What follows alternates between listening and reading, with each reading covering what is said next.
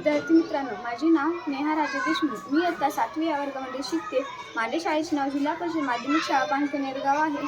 मी आज तुम्हाला या पुस्तकाविषयी माहिती सांगणार आहे. या पुस्तकाचे नाव आहे वृक्षमित्र. या पुस्तकामध्ये खूप सुंदर गोष्टी आहेत आणि मला त्या गोष्टी खूप आवडल्या. मी आशा करते की तुम्हाला सुद्धा या गोष्टी खूप आवडतील, कारण या गोष्टी पशुपक्षी प्राणी फुलपाखरे असे वेगवेगळ्या पद्धतीच्या गोष्टी आहेत आणि या पुस्तकामध्ये खूप सुंदर गोष्टी आहेत. मी तुम्हाला त्यामधील गोष्टी सांगणार आहे. त्या गोष्टीचे नाव आहे मी तुम्हाला त्या गोष्टीबद्दल सांगणार आहे. त्या गोष्टीचे नाव आहे बुलबुल पक्षी. त्या गोष्टी झुरटाच्या मध्ये एक बुलबुल पक्ष्याचा घरटा होता आणि त्या घरट्यात खूप सारे पक्षी होते आणि त्या घरट्यामध्ये 2 अंडे होते आणि ते अंडे इतके सुंदर जाग्यावर ते घरटे इतके सुंदर जाग्यावर ठेवले होते की त्याला कोणी हातसुद्धा लावू शकत नाही. कारण ते एका झुरटाच्या झाडामध्ये ते अंडे असे कोणालाही कळणार नाही की ते घरटे आहे म्हणून. इतके सुंदर त्यांनी सजवले होते आणि त्यांच्यामध्ये आणि अभिजित नावाचा मुलगा होता. तो रोज या पक्षाचे चिवचिव गाणे सर्व ऐकत होता, कारण त्याच्या व्हरांड्यामध्ये ते झाड होते आणि त्या झाडावर ते घरटे होते आणि त्यामध्ये तो दररोज पक्ष्यांची ये-जा बघत होता. तो विचार करत होता की पक्षी ये-जा का करतात, कारण त्या पक्ष्यांना घरटे तयार करायचे होते. त्या घरट्यामध्ये 2 अंडे होते. तो म्हणाला अभिजित अंड्यात इतकी खायची होता की त्याला खायला सुद्धा देत होता. बुलबुल पक्ष्यांना चिंचणीच्या झाडाची पाने खूप आवडतात आणि त्या पक्षीचे ते खूप लक्ष ठेवत होते. ये-जा करत होते आणि त्या घरट्याचे त्या घरट्याचे खूप निरीक्षण, तो खूप काळजी घेत होता. चिंचूपात्रे पाहत होता आणि त्या घरट्यातील बुलबुल पक्ष्यांना चिंचूचे पान खूप आवडत होते आणि तो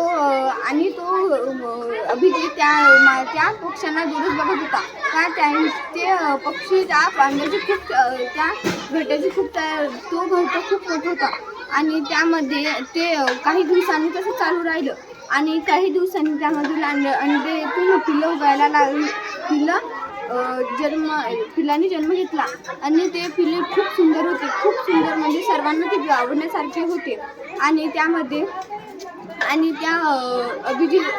अभिजितने ते सर्व निरीक्षण केले. त्याला असे खूप आवडले, कारण त्याला वाटले की पशुपक्ष्यांची जीवन खूप सुंदर आहे. आपल्यापेक्षा तर त्यांना वाचायची गरज नाही, शिकायची काहीच गरज नाही. ते स्वतः राहू शकतात आणि ते स्वतः राहू शकतात आणि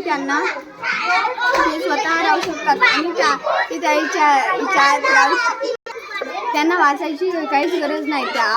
आपली तर खूपच वाईट जिंदगी. आपल्याला काही जरी केले तरी वाचावे शिकावे लागतेच. तर तो असा विचार करत होता. त्याला प्रश्न पडला की आपल्याला या पक्षाचे बोलणे हे असे का कळत नाही. त्याला असा प्रश्न पडला. तो म्हणाला मी तर असं शोधच काढणार की पक्षाची आपल्याला भाषा का कळत नाही. तर असे झाले आणि असे झाले. काही दिवसांनी त्या झाडावरचे सगळे गेले.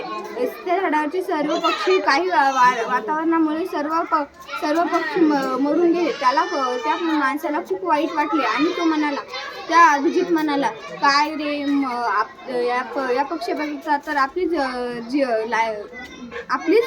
जिंदगी चांगली आहे. यांना तर कोणी साथ देत नाही. आपल्याला जरी वावधून आलं तरी आपल्याला वाचवायला खूप सारे माणसं आहेत. तो कधी इकडे तर कधी असं करत होता.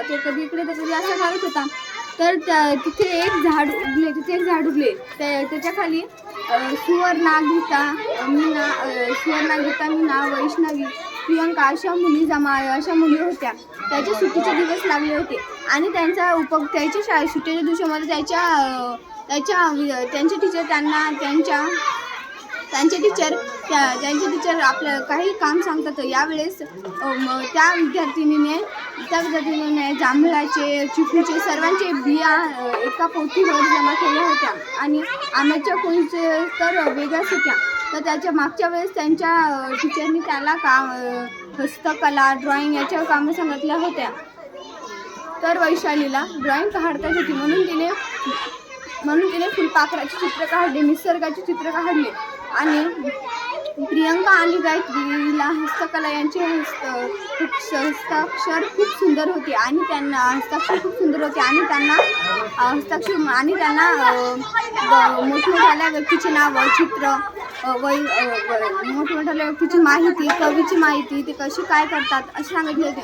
टीचर त्यांना आल्यावर टीचरचा उपयोग माहिती 5 पुस्तकं वाचायची आणि त्यामधील पुस्तकं जर आवडली नसली तर त्याचं कारण विचारायचे. तुला हे पुस्तक का आवडलं, कसं काय आवडलं आणि या पुस्तकामध्ये काय आहे, खूप सारे प्रश्न विचारायचे. त्याचे प्रश्न ऐकून आम्हालाच कन्फ्यूज होत होतं आणि असं कळते की आपल्याला अभ्यास करायला. धन्यवाद.